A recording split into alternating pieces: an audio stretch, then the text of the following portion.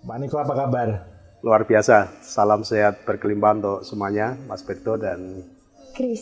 Liz ya. Ya, Jadi hari ini kita ada kesempatan untuk ngobrol-ngobrol, berbincang-bincang. sudah lama ini Pak nggak Ya, ngobrol secara langsung. ya, karena banyak kesibukan dan banyak agenda ya.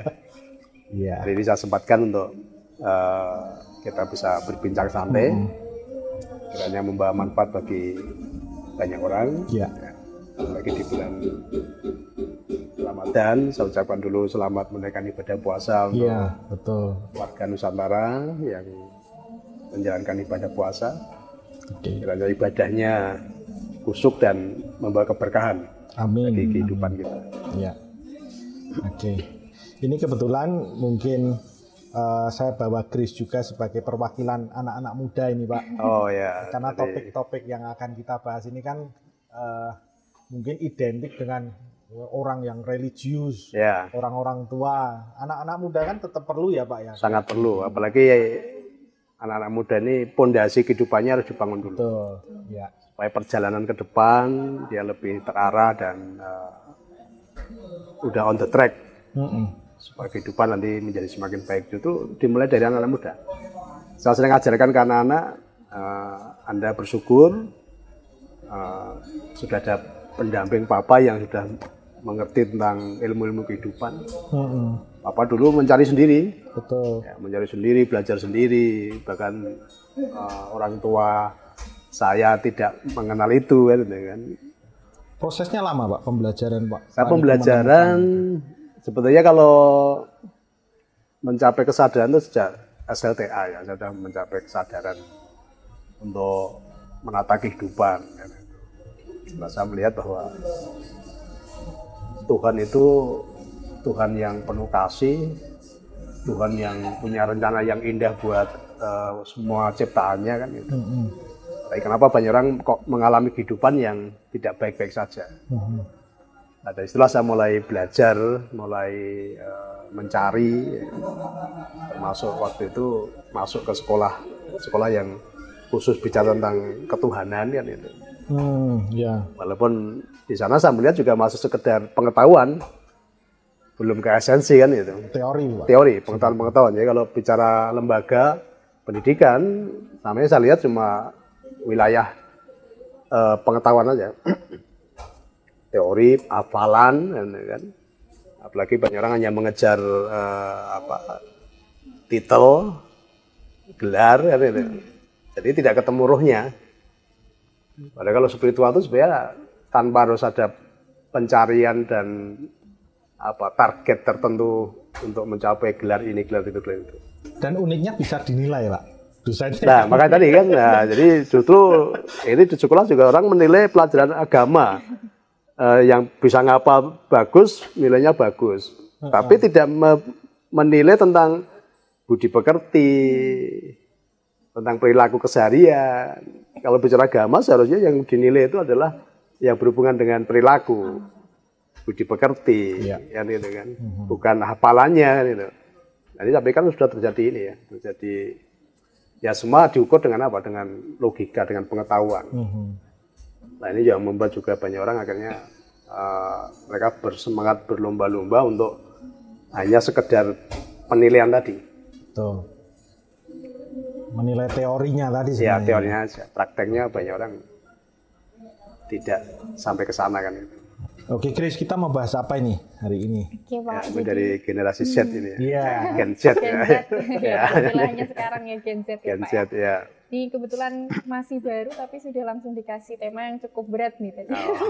Santai aja kita ngobrol-ngobrol santai. Iya, dibuat santai dan kayaknya memang akan menjadi sangat menarik untuk anak-anak seumuran saya juga gitu Ya. Pak. Ini mengenai pengampunan, harapan dan juga berkat. Ya. Nah, Ya, tapi sebelumnya kita pilih tema itu karena ini kan kaitannya puasa Pak. Bulan Sama puasa, Lebaran. ya, baik, Dan biasanya itu kan identik Lebaran. dengan memaafkan dan memberi maaf. Ya. Kita mau coba sedikit ulik tentang itu sih.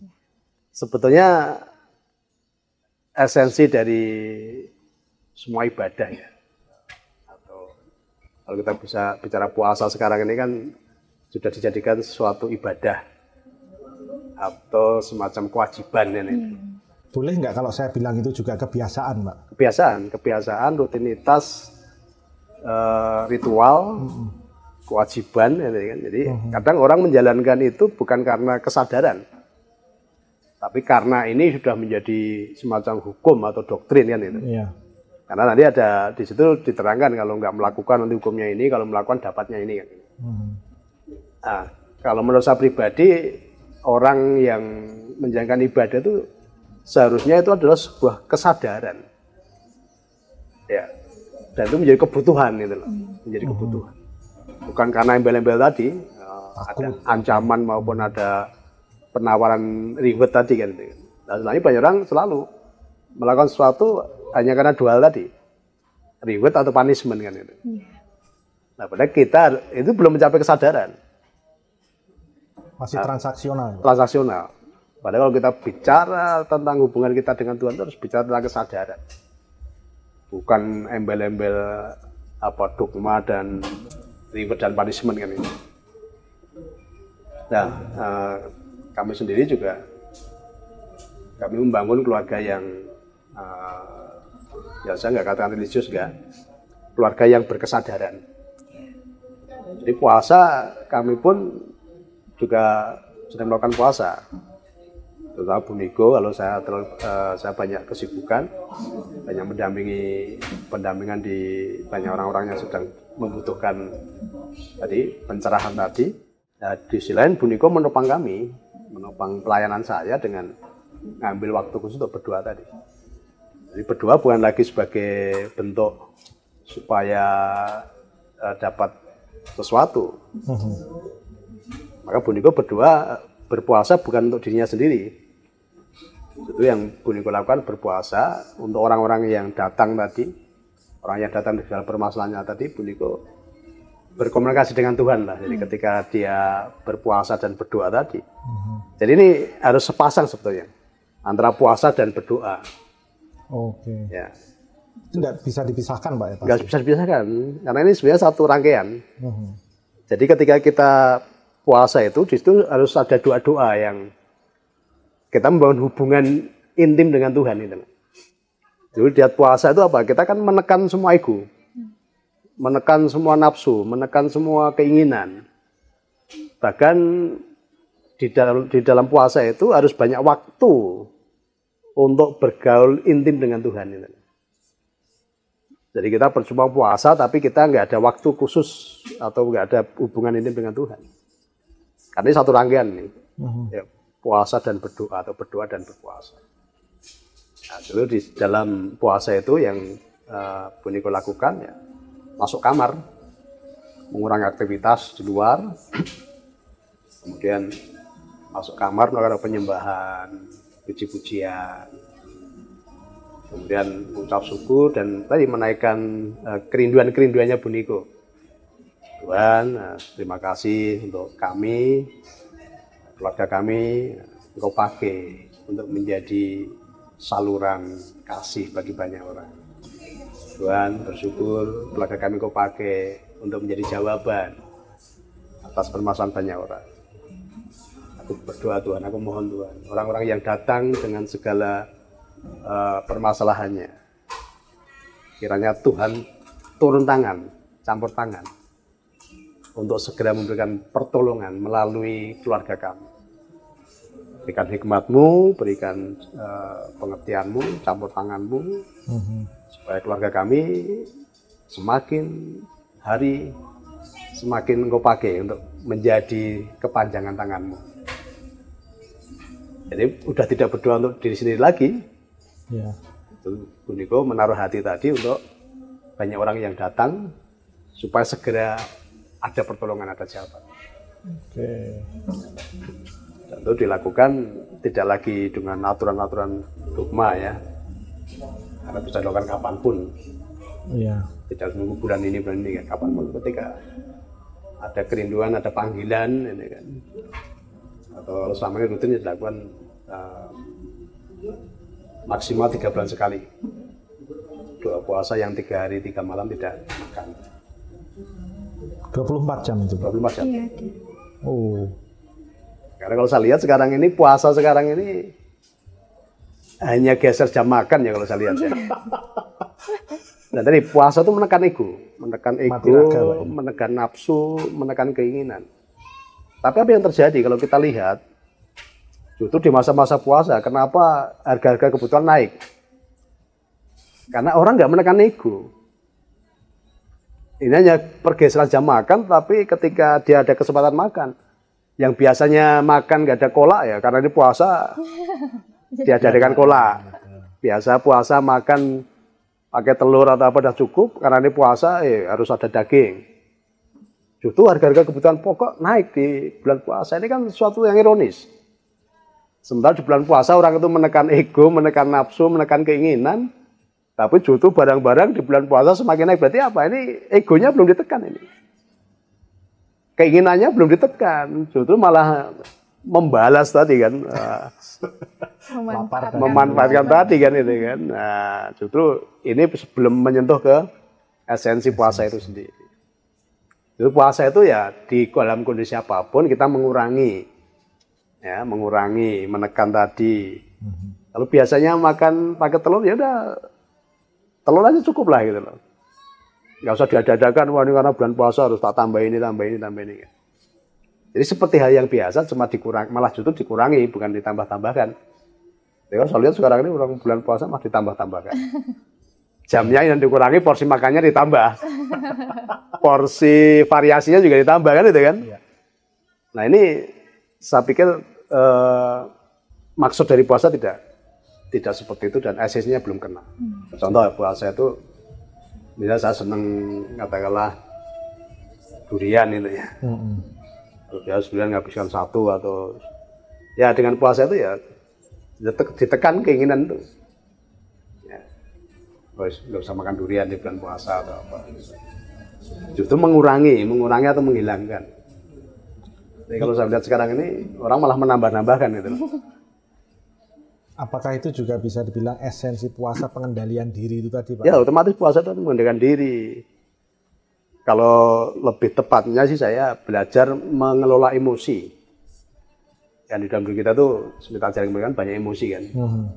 Emosi kemarahan dihilangkan, emosi ketakutan dihilangkan, emosi kekhawatiran dihilangkan. Nah yang diangkat apa di bulan puasa? Emosi kasih. Energi kasih ini yang dibesarkan gitu loh. Ya.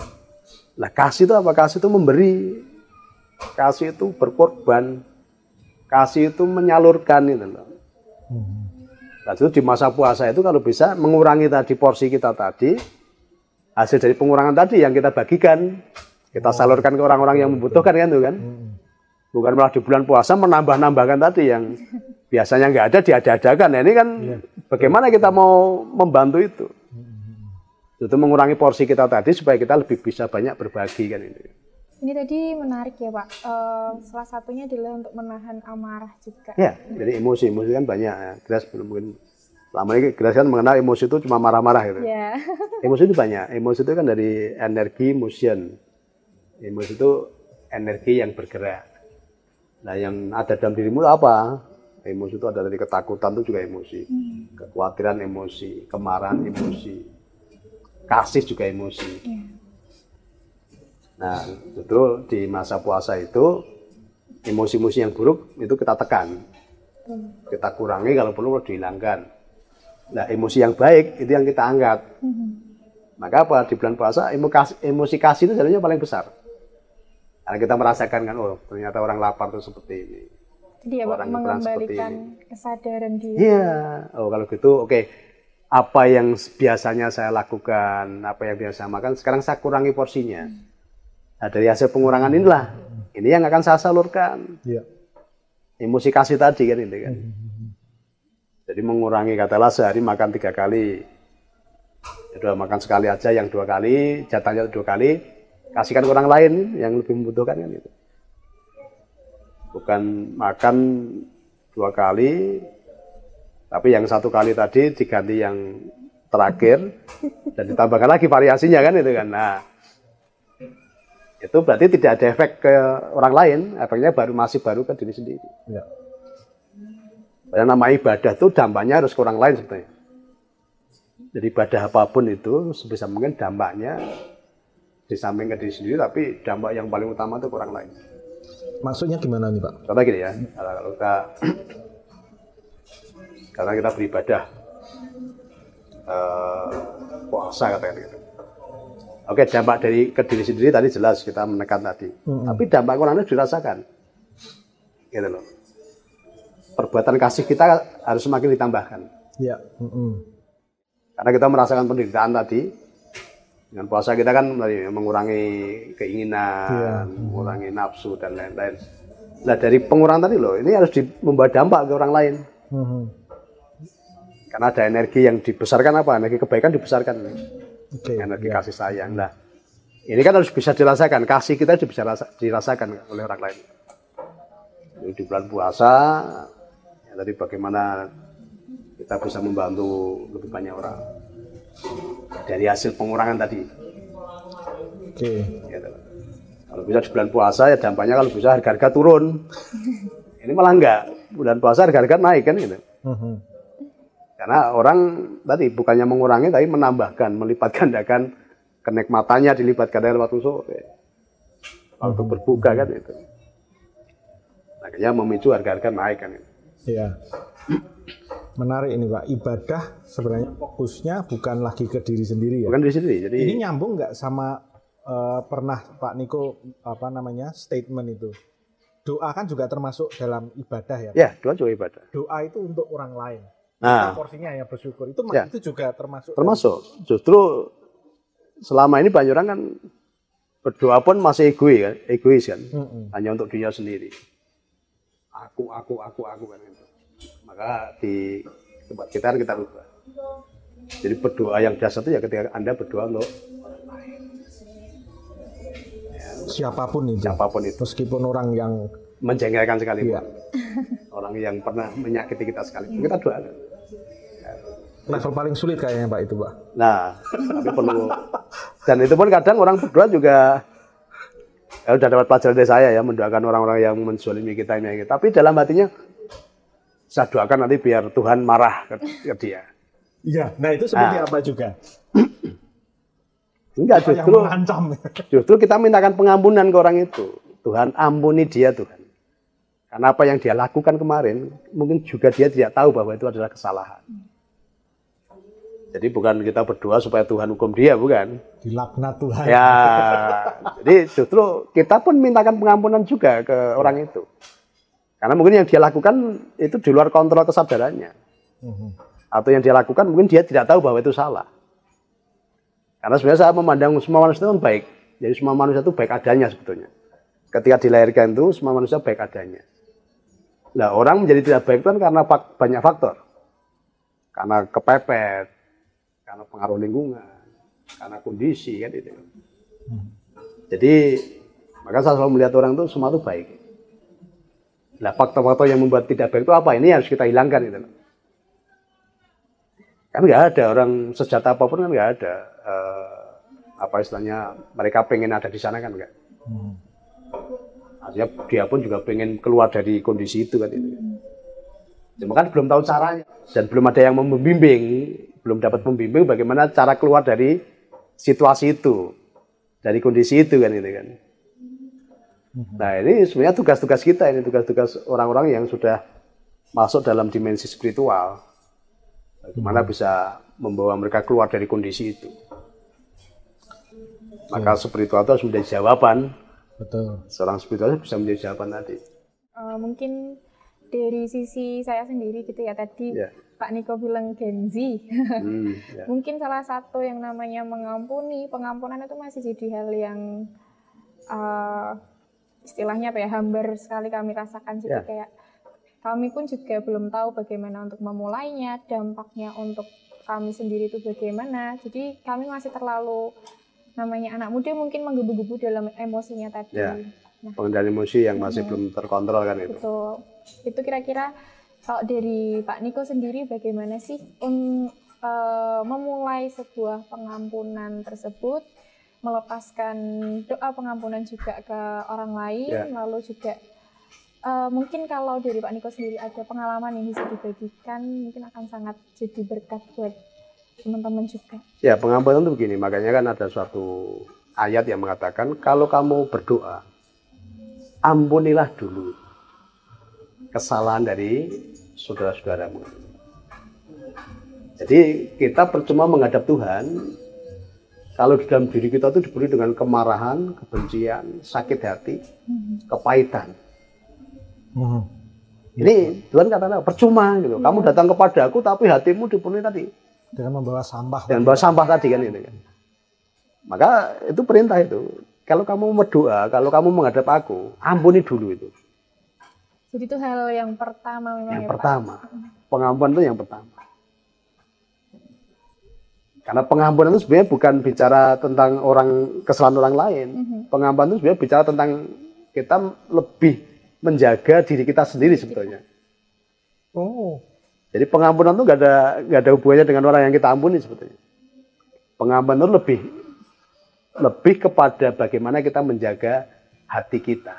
Kepentingannya di kita sebenarnya. Jadi kepentingan pengampunan itu di kita, bukan di orang lain. Makanya keliru Pak ketika misalkan ada orang bilang saya tidak akan memaafkan, misalkan saking jangganya kan. Nah, berarti iya dia nyimpen sampah. Itu akan membebani hidupnya ini kan.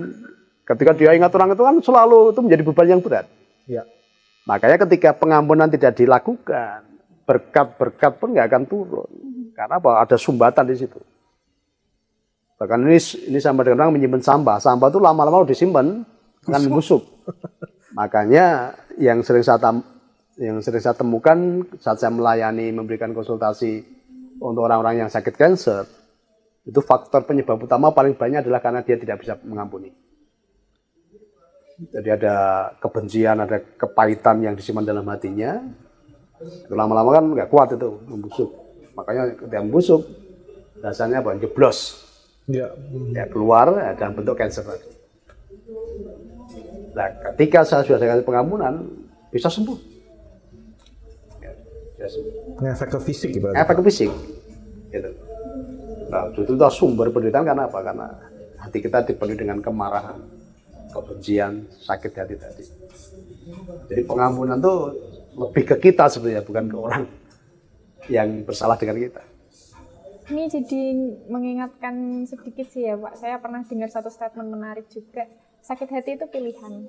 Jadi kalau menurut Pak Niko sendiri gimana sih? Apakah memang sakit hati itu pilihan dari kita sendiri, kita yang bisa mengontrol atau? Iya, sakit hati itu tidak ada satupun kejadian, tidak ada satupun perbuatan manusia yang bisa menyakiti hati kita kalau kita tidak mengizinkan. Ya. Jadi yang membuat kita tersakiti apa? Karena Anda mengizinkan. Maka sakit hati itu pilihan gitu loh. Nah, banyak orang tuh lebih memilih tadi menjadi korban, memposisikan diri sebagai korban itu. Playing victim Pak, ya, istilahnya. Ya, saya rubah, saya nggak pernah memposisikan diri sebagai korban. Ya. Justru apapun kejadian yang datang dalam kehidupan saya selalu melihat ke sisi baiknya. Gitu loh. Karena makanya ada kata-kata yang sering saya ajarkan, ya Tuhan, yang ini pun baik buat saya. Jadi apapun yang bentuknya, ya selalu responnya apa? Kalau itu bentuknya kok cara pemandangan saya kurang baik, langsung saya rubah. Tuhan, terima kasih, yang ini pun baik buat saya. Dan hasilnya pasti menjadi baik. Karena Tuhan katakan, jadilah sesuai dengan imanmu. Ya. Aku tergantung persangkaan hambaku. Ya udah tahu, yang nggak baik, sangkaan baik kan udah menjadi baik. Yang katanya nggak baik, kita beriman menjadi baik kan menjadi baik juga. Yeah. Maka ada satu kata-kata Pak, manusia boleh mereka-rekakan hal yang buruk atau yang jahat buat kita. Tetapi Tuhanku sanggup mengubahkan itu menjadi suatu kebaikan. Oke. Nah, flashback sedikit ke yang awal tadi Pak, ketika kita mengampuni seseorang, apakah kuasa dari pengampunan itu bisa juga mengubah orang itu jadi menghilangkan sifat-sifat buruknya dia? Pasti bisa, pasti bisa. Asal setelah kita mengampuni, kita membangun hubungan baik loh ya. Jadi mengampuni itu nggak hanya sudah di kata-kata. Seringkali banyak orang mengampuni hanya di kata-kata saja. Betul. Maka saya katakan ketika bagaimana cara ngecek kamu sudah mengampuni total atau belum. Pertama, cek ketika kamu dengar namanya, kamu udah nggak sakit. Oke, oh Pak, saya dengar namanya udah nggak sakit. Oke, yang kedua cek, kamu coba lewat depan rumahnya. Masih ada sakit nggak? Oh, Pak masih ada Pak, oh, belum total pengampunannya. Nah, naik lagi ketemu. Paling berat. Ya, ketemu. Kalau mau ketemu masih ada rasa nggak enak, belum selesai pengampunannya. Nah, level yang tertinggi adalah mengasihi. Ya, kasih sesuatu orang yang tadi pernah menjadi kita. Kasih sesuatu. Dan saya sudah sering melakukan itu.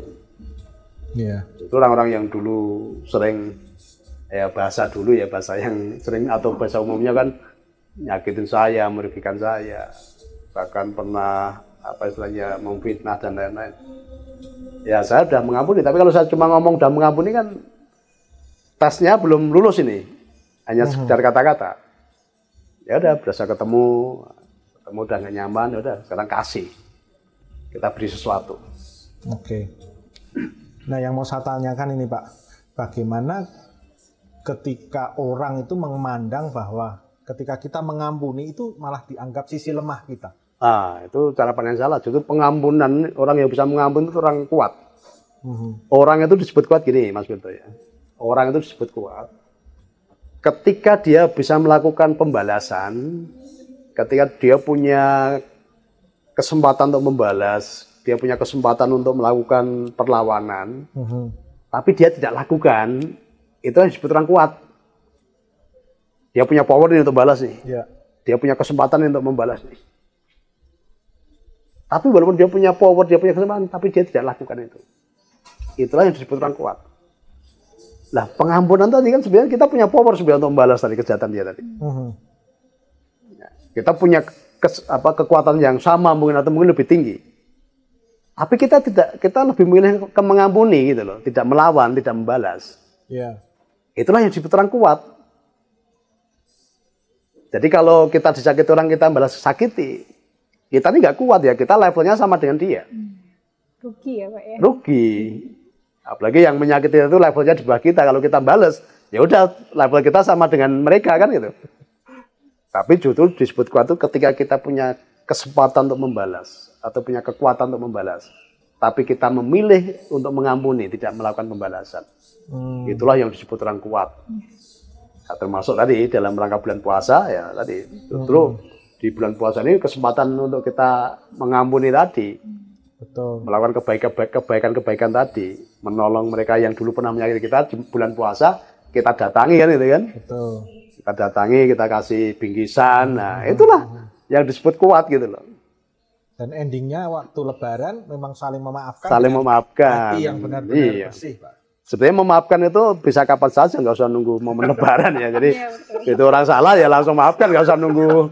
Tapi ini akhirnya jadi latah. Betul. Maka sebenarnya Idul Fitri itu bukan dalam rangka apa-apa. Idul Fitri itu sebenarnya pesta.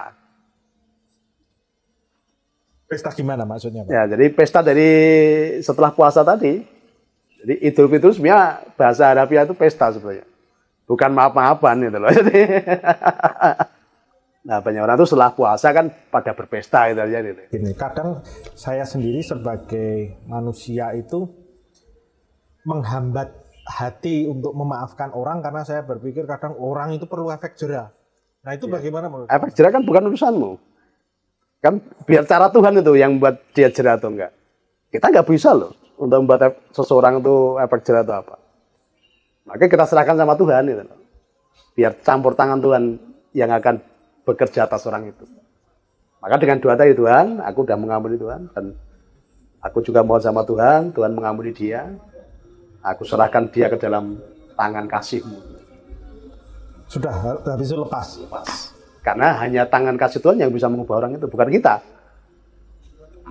Justru ketika orang salah dengan kita, kita balas dia supaya itu justru semakin menjadi itu.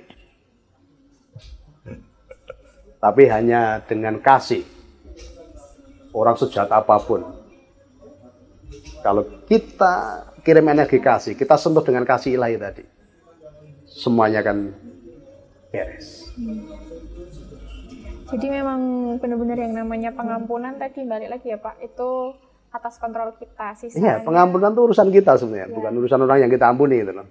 betul. Urusan hati kita sebenarnya.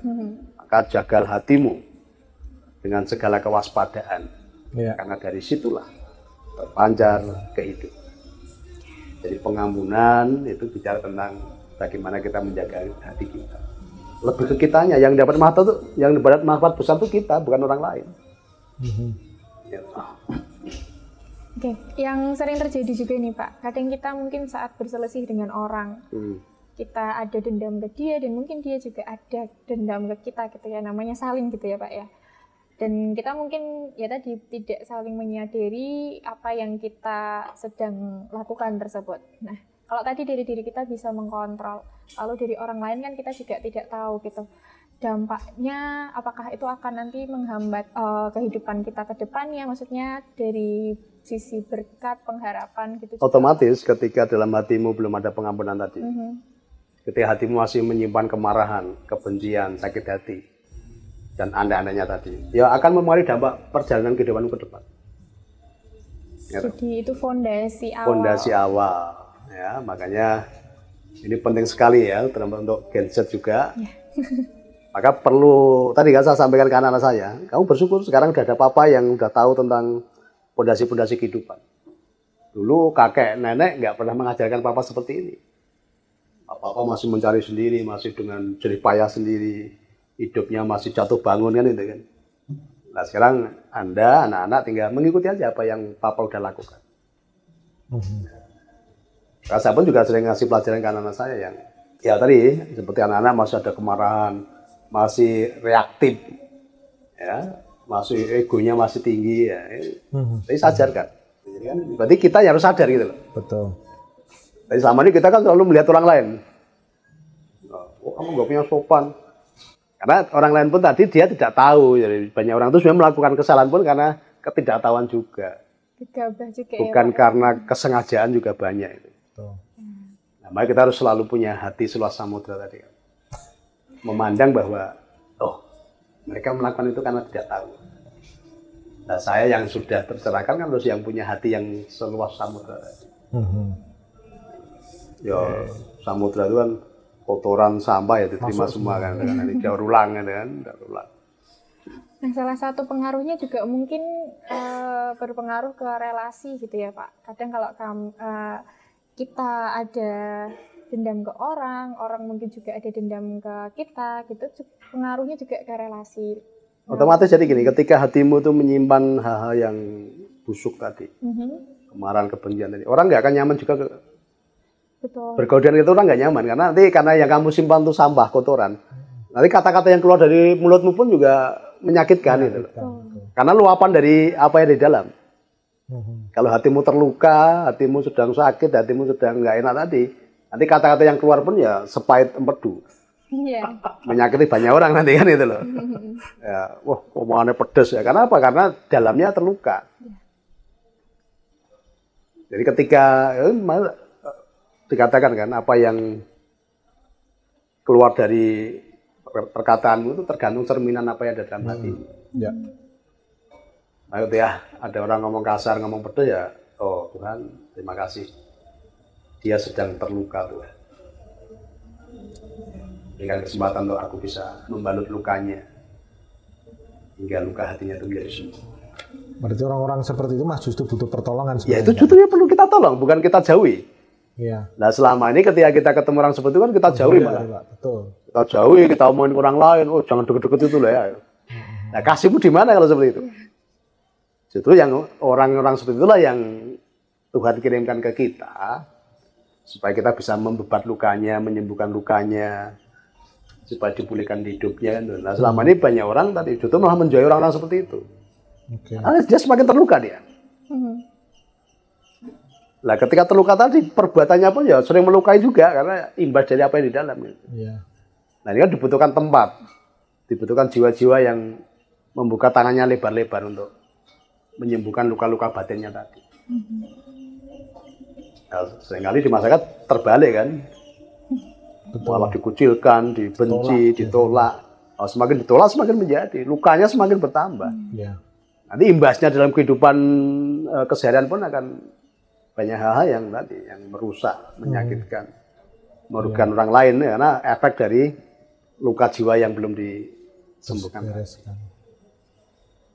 Maka sebisa mungkin kita kan menjadi agen-agen tadi yang punya tangan terbuka lebar-lebar untuk merangkul banyak orang-orang yang sedang terluka.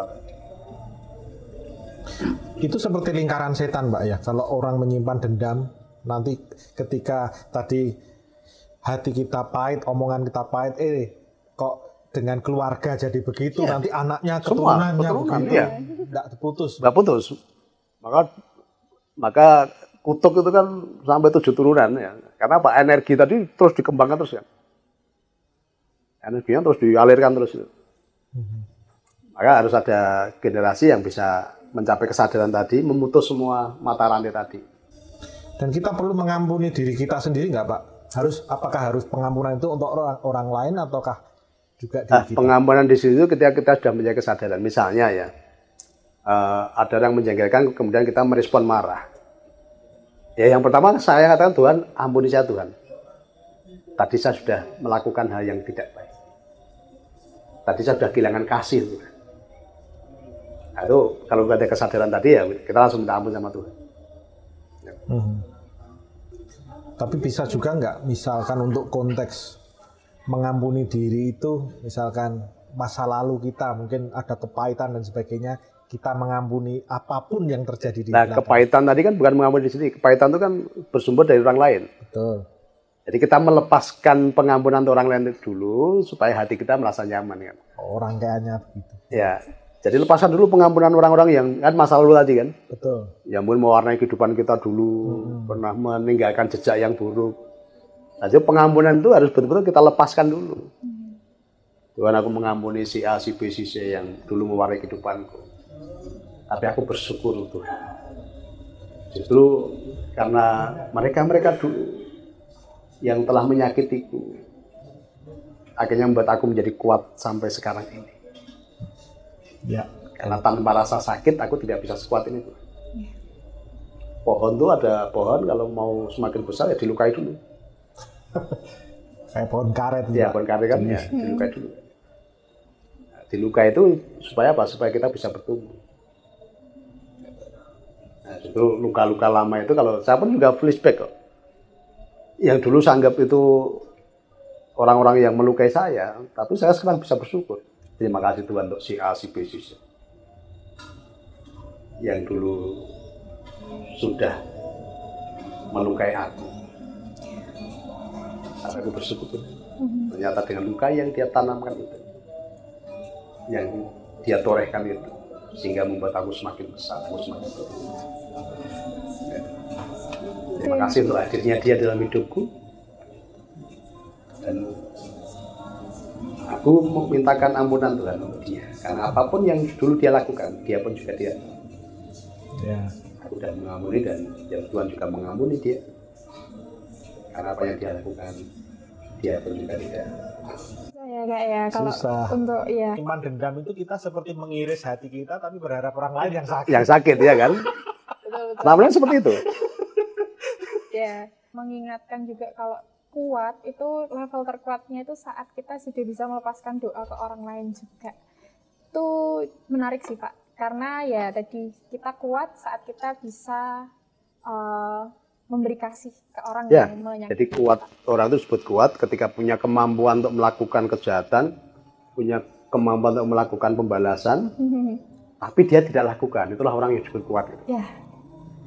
Dan satu lagi saat tadi pengampunan itu kan seperti fondasi gitu ya Pak. Ya. Fondasi untuk segala hal ke depannya. Salah satunya harapan kita ke depannya agar menjadi lebih baik dan lain sebagainya. Karena kalau kita masih simpan dendam, masih simpan tadi ya dengki, sakit hati, harapan kita untuk ke depannya pun jadi kayak berantakan. Jadi kayak orang lari estafet. Iya. Kalau masih banyak beban yang menggelayut dalam hidup kita, ya kita nggak akan maksimal dalam mencapai masa depan. Ke depan, betul. Ya. Karena banyak beban yang tadi gendoli. Ya. Betul. Nah, itu lepaskan semua itu, beban masalah.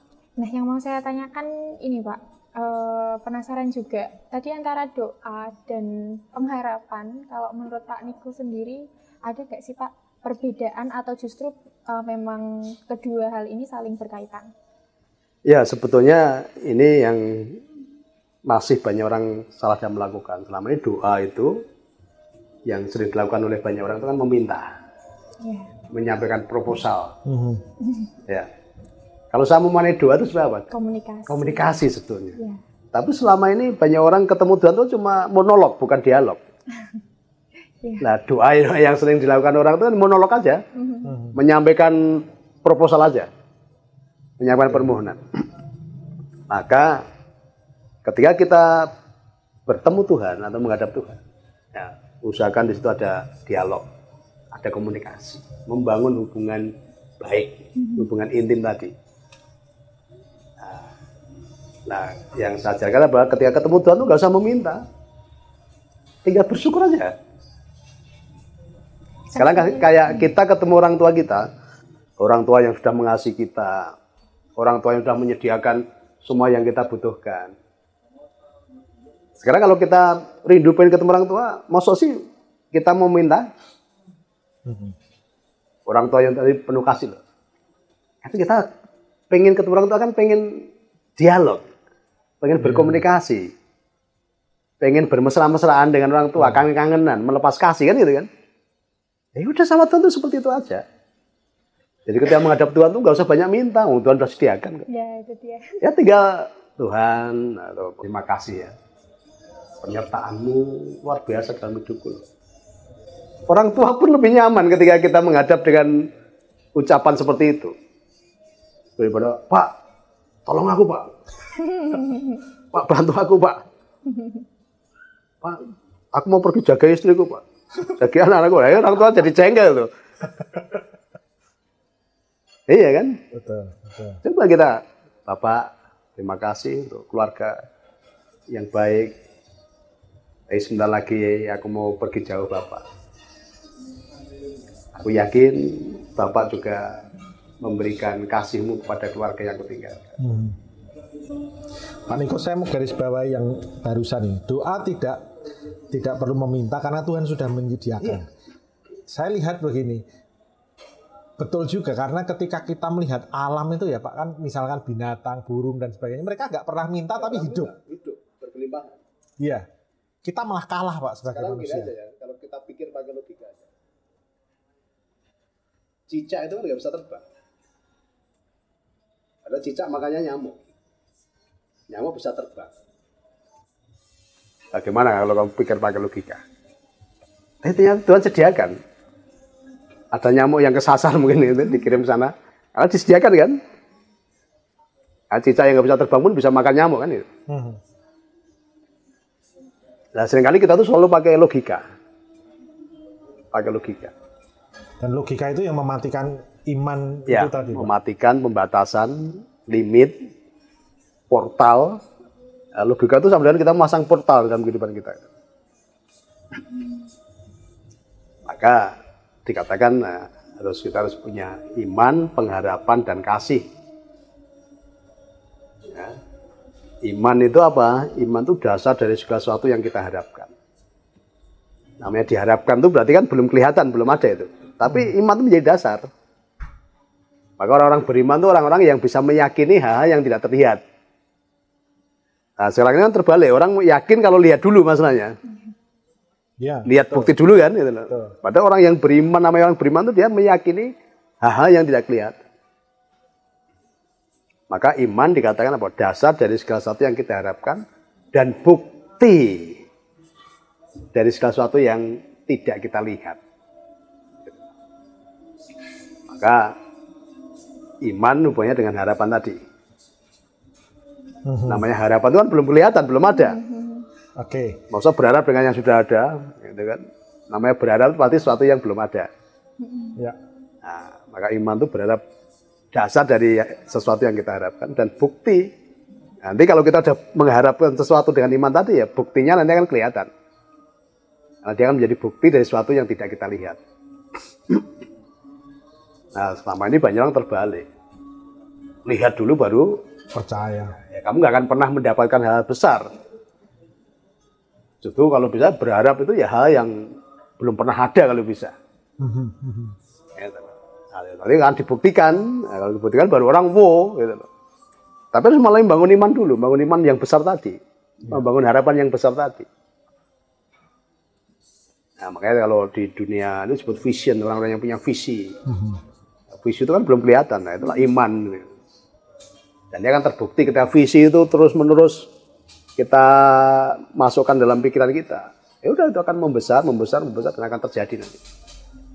Nanti semesta akan mendukung apa yang menjadi harapan kita tadi. Bahannya nggak usah dipikir, semesta akan menyediakan bahannya. Selama kita udah konsisten membangun harapan tadi. Apalagi harapan itu tujuannya untuk kebermanfaatan banyak orang. Udah semesta itu menyediakan bahannya, nggak usah dipikir caranya. Gitu. Ada istilah apa? Talis takung, alam semesta akan mendukung. Yeah. Mimpi-mimpimu tadi kan. Nanti kan menjadi bukti tadi kan, dibuktikan nyata, menjadi nyata. Jadi dicipta dulu di alam imajinasi, di dalam harapan tadi, dan nanti akan wujud dalam kehidupan nyata. Jadi semua karya-karya besar itu semua dulu dicipta dulu dalam harapan tadi, dalam imajinasi tadi. Tanpa ada orang yang berharap nggak akan pernah terjadi. Tapi apa Pak bedanya harapan dengan ekspektasi? Sebetulnya hampir sama sih ya. Ekspektasi, harapan itu sebenarnya kan sesuatu yang kita create dulu. Betul. Di alam imajinasi kita, di alam mimpi kita. Jadi semua yang ada di dunia ini kan dulu tidak ada menjadian itu karena di-create dulu di alam imajinasi. Di alam harapan tadi gitu loh. Nah, kalau harapan itu dia akan konsisten. Konsisten dibangun terus-menerus. Dan imajinasinya akan semakin jelas gitu loh. Yeah. Semakin jelas ya tadi nanti ada semesta akan mendukung tadi. Jam harapan juga dibangun bagaimana cara mencapai ini. Okay. Ya. Nah, nanti semesta akan mengirimkan orang-orang yang kadang punya satu harapan yang sama. Bahan-bahannya pun juga disediakan oleh semesta kan gitu. Kalau misal ada istilah orang-orang itu tidak sesuai harapan, itu sebenarnya bagaimana? Sebetulnya bukan tidak sesuai harapan, belum sesuai harapan. Artinya harapan tadi kan, atau mungkin dia kurang konsisten dalam berharap tadi. Karena banyak orang itu sering pindah-pindah harapannya, fokusnya.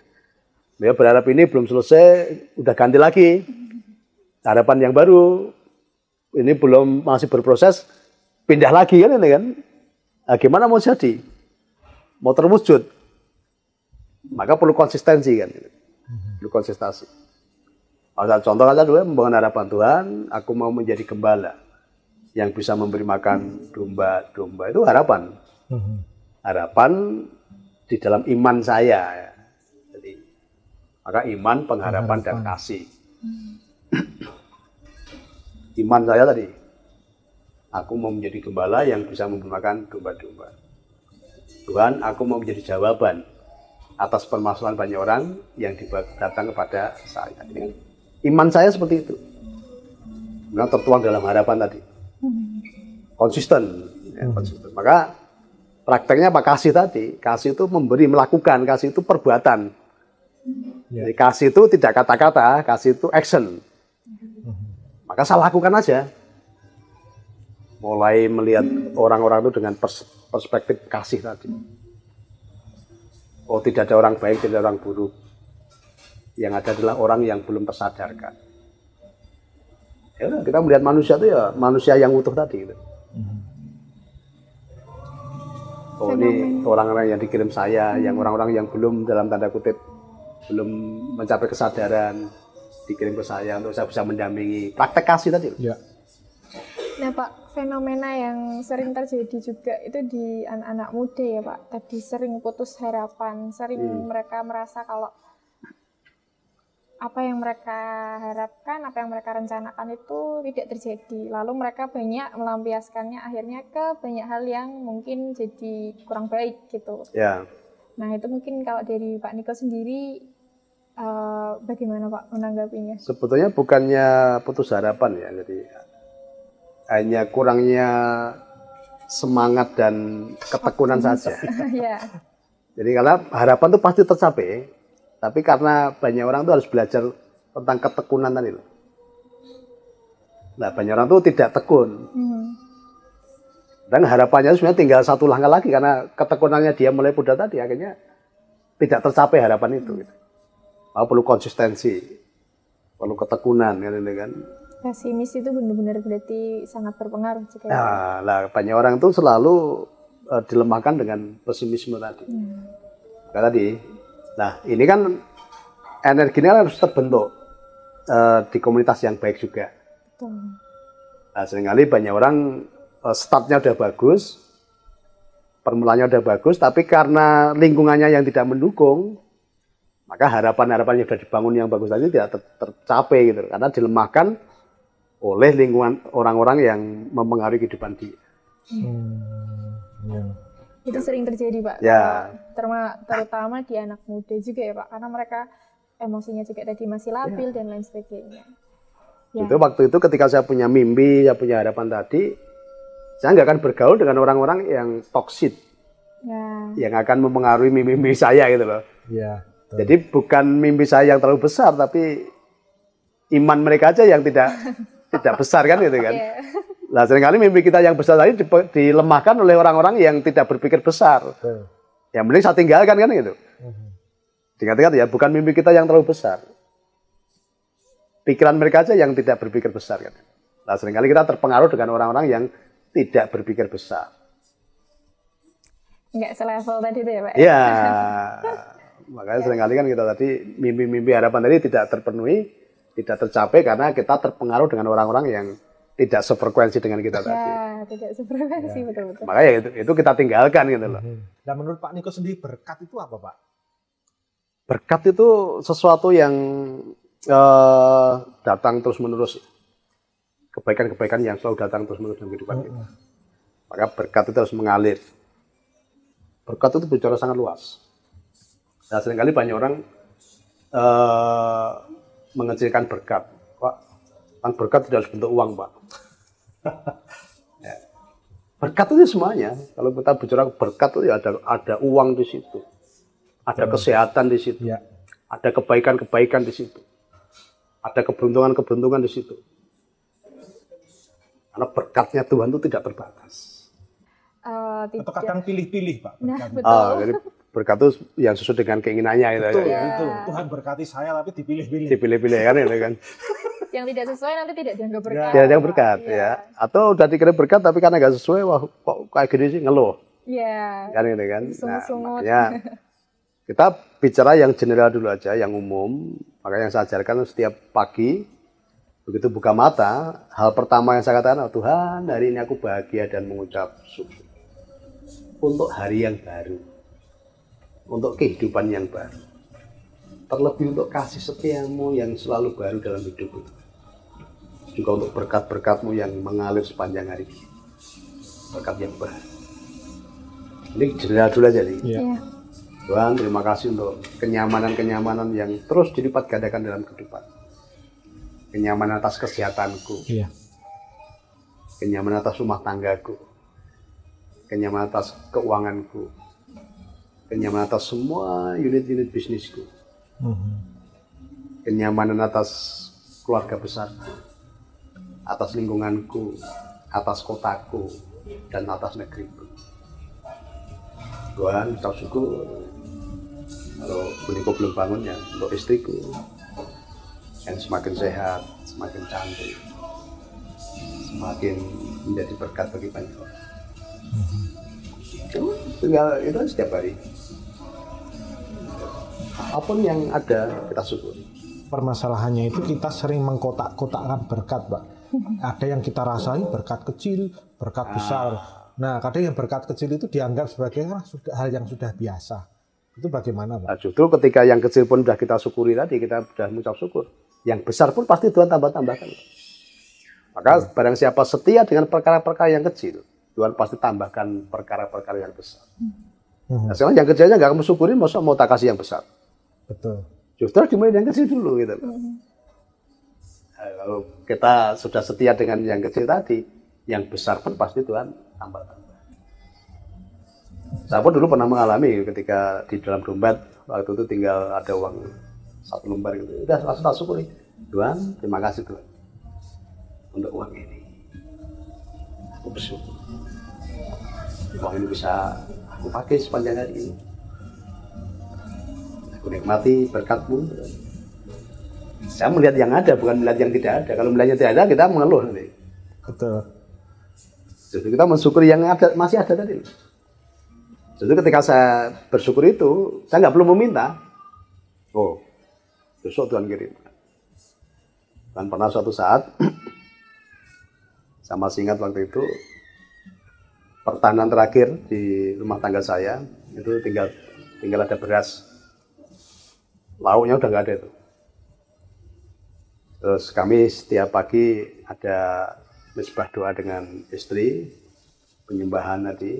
Hanya menyembah aja, ketemu Tuhan hanya menyembah aja, nggak meminta. Memuji aja, memuji.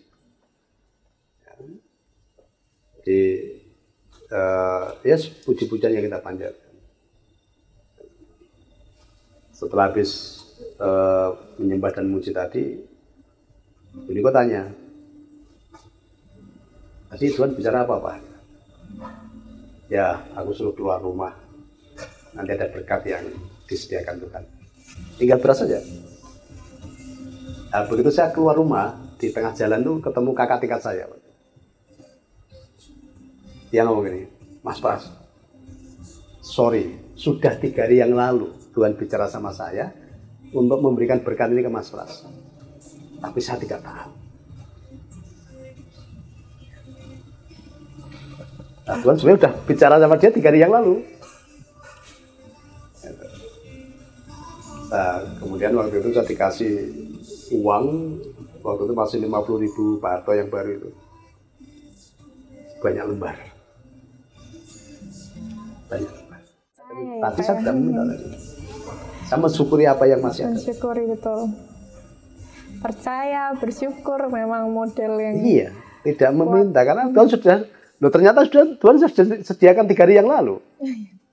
Lewat anaknya tadi, karena dia tadi udah minta maaf saya karena tidak taat, masih nahan itu. Jadi itu pun saya awali ya, kejadian sebelum itu saya juga waktu itu punya uang 1 lembar juga. Dari kondisi tadi udah menipis yang di rumah tadi, ketika saya naik bis saya tinggal ada uang 1 lembar, tiba-tiba Tuhan bicara ke saya, kasih uangmu ke orang itu. Wah, kan saya nggak bisa nawar, cuma 1 lembar. Masa mau tak sobek? Jadi saya berpikir, Tuhan ini berguru apa ini ya gitu. Masa tinggal 1 suruh kasih kan ya. Tapi saya harus taat. Nah ternyata itu bersamaan kejadiannya 3 hari yang lalu juga gitu. Saya ngasih uang ke orang yang 1 lembar tadi. Nah, Tuhan udah bicara ke umatnya yang 1 lagi sebenarnya kan, 3 hari yang lalu kan itu kan. Harusnya sebenarnya klop, sebenarnya kalau dia juga taat sebenarnya nggak perlu jeda tadi sebetulnya. Saya nggak perlu pergumulan tinggal beras tadi kan itu kan. Jadi, tapi saya ketika mengasih itu ya ngasih aja, nggak berharap aku nanti ganti lo ya kan gitu saya. Taat aja dengan apa yang Tuhan perintahkan dalam hati. Nah, maka dialog tadi mengasah kepekaan hati juga. Jadi dialog dengan Tuhan tuh mengasah kepekaan hati. Nah, selama ini kenapa nggak peka? Karena kita cuma monolog. Ya. Sekarang adalah Grace pacarku ya, gitu ya. Tapi setiap saya ketemu Grace, yang ngomong cuma saya aja. Grace nggak ada kesempatan ngomong. Gitu. Nah, bagaimana saya bisa menangkap pesan-pesannya Grace kalau dia nggak pernah ngomong? Yang ngomong cuma, oh kamu harus gini Grace, bla bla bla bla bla, pokoknya kamu harus menurut aku bla bla bla bla bla. Dia belum sempat ngomong, saya sudah pergi. Nah, bagaimana saya bisa mengenali pesan-pesannya Grace ke saya? Nah, selama ini banyak orang tadi datang kepada Tuhan tuh nggak pernah dialog. Tuhan, aku mau bla bla bla bla bla bla, kan habis itu pergi. Maka banyak orang nggak peka, karena nggak pernah dialog dengan Tuhan. Berarti sebenarnya orang yang terbiasa melihat berkat dalam hidup ini dia selalu optimis, Pak ya? Optimis. Nggak ada dasar sebenarnya kalau kita mengenal Tuhan tadi. Kita punya hubungan yang intim dengan Tuhan. Nggak ada dasar untuk kita pesimis. Nggak ada dasar untuk kita takut. Nggak ada dasar untuk kita khawatir. Ya contoh lah ya, misalnya Mas Berto atau yang lain yang sudah mengenal saya, sering berdialog dengan saya, sering bertemu dengan saya. Apakah ada rasa takut dan khawatir? Udah hilang itu kan rasa itu kan gitu. Kalau mengenal siapa bapaknya, mengenal bagaimana kehidupan bapaknya, mengenal bagaimana bapaknya melakukan hal-hal yang dilakukan selama ini kan itu. Nah, dengan mengenal siapa bapak kita, siapa Tuhan kita nggak takut dan khawatir. Gitu loh. Nah, selama ini banyak orang tidak mengenal tadi. Dengan kita mengenal Tuhan nggak ada kekhawatiran. Contoh tadi saya perhatikan saya dengan Grace punya hubungan ini kan. Kalau saling mengenal kan nggak perlu ada rasa takut, khawatir kalau kamu hilang atau kamu diambil orang, gitu kan? Karena mengenal. Jadi memang yang namanya berkat itu tadi ya Pak ya, dia nggak pernah berhenti, selalu di mana saja mengalir. Ya, mengalir. Seperti air. Berkatnya, kasihnya itu selalu mengalir. Seperti sungai. Ya, seperti sungai kan itu kan. Tidak pernah habis-habis. Nah, kuncinya kita harus satu frekuensi, kita pun harus menjadi aliran tadi, menjadi saluran. Jangan menjadi penambungan. Nah, selama ini banyak orang lebih ke penambungan bukan ke saluran. Kalau penambungan bicara ego lagi nanti. Menampung sebanyak-banyaknya. Padahal yang Tuhan mau kita menjadi saluran. Bukan bendungan. Bukan bendungan, bukan tambungan, bukan. Ya. Kalau kita menjadi saluran nyaman. Selalu dialiri berkat-berkat tadi. Dan selalu baru berkatnya. Ya. Kalau penambungan berkatnya nggak akan baru, ditampung kok. Ya. Oh, masih kok, masuk jalur yang baru kan ini. Kalau menjadi saluran ya udah selalu baru. Selalu baru. Oke Pak, kalau posisi kita saat tadi ya Pak menjadi saluran berkat gitu, ada nggak sih Pak berkat yang apa ya istilahnya tertinggi atau levelnya tuh paling baik yang bisa kita berikan ke orang lain juga gitu kalau menurut Bapak sendiri? Ya kalau berkat yang paling tinggi itulah bagaimana kita bisa beri jawaban tadi loh atas permasalahan banyak orang. Kalau orang itu butuh kasih ya kita bisa menyalurkan kasih itu. Mau dipakai ya Pak? Iya. Jadi memberikan diri kita itu. Maka ada ayat yang mengatakan persembahan paling tinggi itu adalah diri kita ini. Persembahkan tubuhmu sebagai persembahan yang harum. Ya, nah ketika tubuhmu, jiwamu itu sudah bisa menjadi jawaban atas permasalahan banyak orang itulah berkat yang tertinggi sebenarnya. Jadi berkat itu bukan apa yang kita terima, tapi apa yang bisa kita berikan. Ya. Kenapa? Kan kuncinya kalau kita bisa memberikan berarti kita udah punya. Ya. Nah selama ini banyak orang memanai berkat itu kan yang diterima. Justru berkat yang besar itu ya bagaimana kita bisa memberi. Kalau kita sudah bisa memberi, berarti kita sudah berfungsi kelimpahan, sudah tidak perlu minta berkat lagi. Yeah. Kita sudah menyatu dengan sang berkat tadi, dengan sumbernya berkat tadi. Dan kita jadi berkat itu sendiri, Pak. Karena kita sudah menjadi berkat itu sendiri. Maka kita sudah nggak perlu minta berkat, kita sudah menjadi berkat tersendiri buat banyak orang. Ya kita itu berkat. Hidup kita ini berkat. Gitu. Maka kalau masih minta berkat, berarti kamu belum menyadari bahwa hidup itu adalah berkat. Gitu. Nah berkat terbesar ya diri kita ini berkat terbesar. Maka kalau menyadari diri kita berkat terbesar, ya berkat itu supaya bermanfaat. Dengan kita bisa memberi, bisa menyalurkan tadilah, itulah berkat terbesar. Dan diri kita ini berkat terbesar. Maka hidup terus kuat, hebat, bermanfaat, dan menjadi saluran berkat. Karena dirimu itulah berkat yang terbesar sepanjang sejarah. Ngomong namamu Grace juga artinya kasih berkat. Karunia, berkah ya. Nah, di mana Tuhan aku mau menjadi berkat bagi banyak. Semua orang yang ketemu aku, mereka diberkati. Amin. Jadi nyaman, nanti kamu bisa menjadi jawaban juga bagi permasalahan. Terutama untuk saya sendiri gitu ya Pak ya. Semoga bisa jadi berkat juga apa yang pasti bukan semoga, jadi hilangkan kata semoga. Oh iya. Hilangkan kata mudah-mudahan. Pasti karena semesta bicara kepastian. Oke. Semesta bicara hukum-hukum dan semua hukum adalah kepastian. Kamu melempar apel ke atas ya pasti jatuh. Aha. Besok pagi pasti matahari terbit. Ya, nanam padi pasti tumbuh, kan semua kepastian. Iya, betul-betul. Nah, seringkali kita melemahkan hukum-hukum tadi dengan semoga, mudah-mudahan. Pasti. Perbesar kapasitas dengan pasti Tuhan. Karena aku menyatu dengan sang berkat. Hidupku adalah berkat terindah. Berkat terbesar.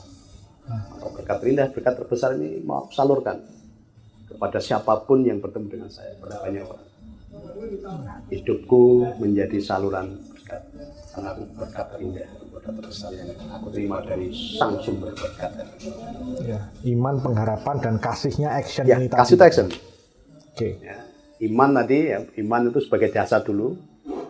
Iman itu dasar dari sesuatu yang kita harapkan, dan bukti, jelas dulu. Bukti dari segala sesuatu yang tidak kita lihat. Harapan tadi kan belum terlihat. Yang kita bangun dalam iman tadi, kan nanti akan terbukti apa yang kita harapkan akan terbukti menjadi nyata nanti. Ya. Iman, pengharapan, kasih itu actionnya. Jangan cuma punya mimpi besar tapi enggak disertai dengan langkah-langkah yang besar. Ya, betul. Kalau mimpi besar ya langkahmu harus besar gitu kan. Nah, contoh ya, saya dulu mimpinya kan Tuhan, aku mau menjadi gembala yang bisa memberi makan domba-domba. Nah, saya action. Kalau buat action saya dulu masih sebatas pakai logika. Oh, aku mau bekerja supaya nanti hasil dari kerjaanku tadi, gajiku bisa tak pakai untuk menghidupi domba-domba kan. Kayaknya terbatas. Gaji orang bekerja berapa sih? Kadang tak pakai untuk memenuhi keluarga saya pun nggak cukup kan itu. Tapi ternyata saya action. Kasih ada. Gadikan waktu itu cincin kawin saya sama kalungnya istri. Action, kasih. Saya lebih melihat kepentingan banyak orang tadi daripada kepentingan pribadi saya. Nah, banyak orang kan sulit melepas, apalagi cincin kawin itu kan ada ikatan, ada sakralnya katanya gitu kan. Nah, ada tulisannya di situ. Jadi saya lebih melihat ke tadi kasih tadi, action tadi. Oke, menarik ya, Chris. Sangat. Ya. Kesimpulan begini, ya. Itu pertemuan kita itu, kita ada pertemuan orang-orang yang banyak tadi, punya apa? Untuk saling melengkapi. Nah, ya, saya ketemu Berto ya. Kehadiran Berto itu akan mengisi kekurangan yang ada dalam diri saya. Sama halnya kehadiran saya mengisi apa yang belum ada dalam diri Berto. Sama dengan Grace pun juga gitu. Grace bisa mengisi apa yang masih kurang dalam diri saya, dalam diri Berto. Itu juga saya, Berto bisa mengisi apa yang belum ada di kamu. Jadi Tuhan pertemukan itu kita saling memperlengkapi satu dengan yang lain. Makanya saya ajarkan bukan berkompetisi tapi berkolaborasi. Ya. Gitu. Karena semesta itu kita diciptakan berbeda-beda untuk saling berkolaborasi, membuat dunia ini menjadi indah. Ya. Nah, tapi seringkali kita mendapat pengajaran untuk kompetisi. Orang dianggap musuh, orang dianggap lawan, orang dianggap pesaing. Padahal enggak. Kita ini kolaborasi yang dahsyat. Ada yang jadi tangan, ada yang jadi mata, telinga. Ya. Punya peran masing-masing. Jadi kalau di kolaborasi kan dahsyat ini. Saya nggak pernah menganggap ada kompetisi dalam hidup ini. Ada kompetitor nggak ada. Senang banget ya Pak ya bisa dapat banyak tadi jadi tahu fondasi-fondasi yang harus kita miliki itu apa saja, termasuk pengampunan, kasih, pengharapan, bagaimana menyikapinya dengan betul, dan pasti tadi ya Pak ya, tidak semoga, tapi pasti ini akan jadi fondasi yang baik juga untuk teman-teman muda terutama yang saya sampaikan juga untuk anak muda, karena banyak anak muda itu karena pernah punya pengalaman buruk di dalam keluarga ya, itu susah sekali mengampuni orang tuanya. Katalah dulu waktu kecil merasa seperti dianaktirikan, waktu kecil sering disuruh-suruh terus, dibedakanlah dengan saudara yang lain. Nah, itu kadang mewarnai kehidupan itu sampai perjalanan ke depannya, karena masih mengingat hal ini, suatu keburukan tadi, menganggap orang tuanya membeda-bedakan tadi. Nah, ini perlu pengampunan. Ya, Tuhan terima kasih. kalau dulu saya sering dibedakan, saya dulu sering disuruh-suruh. Oh, itu tandanya bahwa aku ini anak yang berbeda dengan saudaraku yang lain. Aku anak yang punya nilai lebih. Terima kasih Tuhan, dengan kejadian itu aku menjadi semakin kuat seperti sekarang. Atau ketika waktu kecil diperlakukan tidak baik dengan orang tuanya, saya punya pengalaman pahit. Saya dulu orang tua saya itu kalau saya pulang telat itu ya, kalau sore itu sering main. Aturan di keluarga saya, kalau udah dengar adzan maghrib itu sudah di rumah semua. Nah, saya sering kan telat, jadi udah maghrib belum sampai rumah, dicari. Masih asing main itu kan. Tahu nggak bapak saya itu bawa pendong. Bawa pendong, kadang bawa sabuk, saya diajar sampai nangis kejerit. Saya pernah diikat juga. Nah, saya kan ada luka batin dengan orang tua saya, dengan bapak saya itu. Tapi setelah ini saya lepaskan Pak Tuhan. Terima kasih tuh. Aku mengampuni bapak. Karena bapakku dulu belum pernah mendapat pelajaran tentang parenting. Belum dapat pelajaran tentang bagaimana mendidik. Apa yang dilakukan bapakku karena bapakku tidak tahu tentang pendidikan yang baik. Aku mengampuni. Sudah aku hapus luka-luka waktu kecil. Aku bangga punya bapak yang mendidik saya dengan disiplin. Karena apapun tujuan bapakku adalah baik adanya. Akhirnya plong. Ketika saya belum mengampuni itu, saya tuh dengan bapak saya dulu sering bertengkar. Ketika saya belum melepaskan pengeluaran, masih ada luka batin. Pernah saya sudah menyiapkan, nanti kalau bapak marah mau tak pukul, tak siapkan pendong itu ya pernah itu. Karena masih ada luka batin tadi. Tapi begitu saya melakukan pengampunan, tidak plong. Apapun juga, kalau saya lakukan pengampunan, karena hati saya sudah mengirimkan vibrasi yang baik ya, baik juga. Nah, sekarang terbalik, kalau sekarang ini dia selalu katakan, anakku yang bisa ya kamu. Selalu acuannya ke saya sekarang. Karena apa? Saya sudah mengampuni dan mengirimkan energi kasih tadi kan ini. Nah, jadi energi kasih tadi itu bisa mengaruhi suasana orang lain juga. Maka bangun energi baik, emosi yang baik tadi. Kalau yang kita salurkan, yang bergerak dan beri kita emosi baik, ya nanti akan mengaruhi. Emosi yang buruk pun akan terpengaruh dengan emosi baik. Generasi-generasi di atas kita, orang-orang tua itu pernah muda, tapi kita belum pernah tua. Ya. Harus kita pelajari, Pak. Iya, betul-betul. Nah, yang pernah tua pun juga nggak pernah dapat pelajaran waktu muda juga gitu kan. Jadi saling ya, Pak, berkolaborasi. Ya, berkolaborasi. Nah, itu bertemu dengan orang-orang yang sudah tercerahkan. Ini kalau saya ini kan sudah mempraktekkan, jadi apa yang saya ajarkan itu bukan teori lagi. Bukan apa kata orang, bukan apa kata buku ini.